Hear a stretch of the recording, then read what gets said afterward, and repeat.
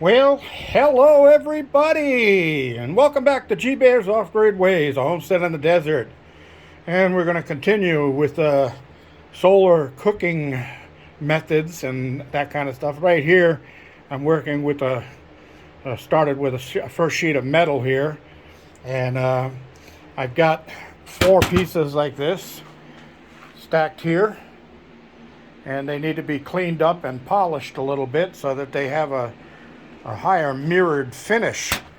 So while I'm in here, I'm going to say one thing. I bought this stuff. Now look at how nice and shiny that cover is there, showing you the shiny paint that you're going to get, right? I want to show you something. I'm very disappointed. Very, very disappointed. Here's the, oh, sorry, buddy. Here's the solar oven I've been working on. It's almost ready, but I painted the outside of it here with this. So look at the difference in that. Look at the difference. There's no way that that's shiny, glossy, metallic like that. It's just gray. It's gray aluminum color. It's not metallic shiny. So anyway, I put my thermometer in the front of it right here, and it's right now at like, well, I say about 115, about 120 inside of there. And it's not that hot out here. It's about 90 degrees out here. So that's just with this as it is. I'll show you some of the features I did this, and I added legs to it, and that's not because it really needs to have legs, but I figured that if I raise it up closer to the sun, it'll get hotter. Not buying that, are you? Anyway, I got my glass stop. This is not plexiglass, this is glass. And I used a window sash lock here, and I've got a piece of piano hinge back there. Oh wow, it's warm in there. And then I made this little piece right here that I could raise up and hold the door open while I'm working. The bottom is painted black. The walls are painted with that super shiny silver paint. Isn't that amazing? Yeah, what a rip-off. So anyway, I do have some of this stuff, and people use this as a protector when they are boondocking in vans and motorhomes, stuff like that, to keep heat in the winter, and also to keep heat out in the summer. So I might just be using some of that to line the inside, which will serve two purposes, because this is also an insulation. It's got air bubbles in it. So if I line the insides where I painted them silver with this stuff instead, I'll get the reflection that I want, and that'll be a good thing. So I'm going to show you another feature I added to it. This little item right here. And you say, what's that? Are you building a little metal house? No, this is a porch swing. And I'm going to put a rope on these two ends here, and then I'm going to hang it from the... No. This goes in side of here. And you see the screw there and a screw there. Okay, so this goes on and just hooks on that screw, slides down in place, and it's a self-leveler. So the box is tilted up right now, facing the sun, but the pan would be sitting on here and would stay level inside of the unit. Isn't that cool? So I can tilt this thing up and down and still keep it,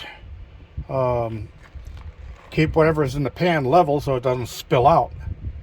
That's pretty cool. I like it. Yeah, that's what happens when you get to thinking. So anyway, this big pan right here fits inside of there, and I could put it in there right now, but I'm going to be doing more work on this thing anyway, so I just have to take it back out again. I just wanted to show you how far I've gotten with it. And instead of these legs, I might take those off, and I'm going to make some adjustable legs. So I just have to crack a lock nut loose, raise up the back as high as I want, and lock it back down again. And then I can raise it up and down as I need to. But like my self-leveling unit, that works out great. So anyway, this little piece right here will go right down like that. The door closes, and then I can lock it into place so the wind won't blow it open, and it seals pretty good. Now, I'm going to be putting a caulk bead around here because the glass is just set loose into the particle board framework, and that'll give me a little bit more security. But I left the deep side on the top here because those pieces of metal I'm working on are going to be slanted like this, like a giant funnel on top of this unit that will let the sun reflect off the sides of it and be directed down inside to where I need the heat. So first I got to get this siliconed, and then I can get proper measurements for cutting and fabricating that funnel piece. And I think I might even want to use my random orbital with some super fine sandpaper and keep reducing it down to polish up the metal before I put it in there. Now, I do have a full-length mirror without a frame sitting inside of my container next door over, and that was originally going to be part of this, but I think I'm going to save that because I'm thinking about, I cut my own hair, and as I do it now, I have to hold a mirror on one side and look through that into the full-length mirror behind me so I can cut the back of my hair. And I've gotten pretty good at that, but that means that I've got to switch hands when I go from one side of my head to the other with the electric clippers, which means, of course, a lot of extra work and time and that stuff. So if I put a second full-length mirror on the opposite wall, because I do that in the hallway just outside the bathroom, and then I can just stand in front of one mirror, look in the other, and cut my hair in half the time. Cool.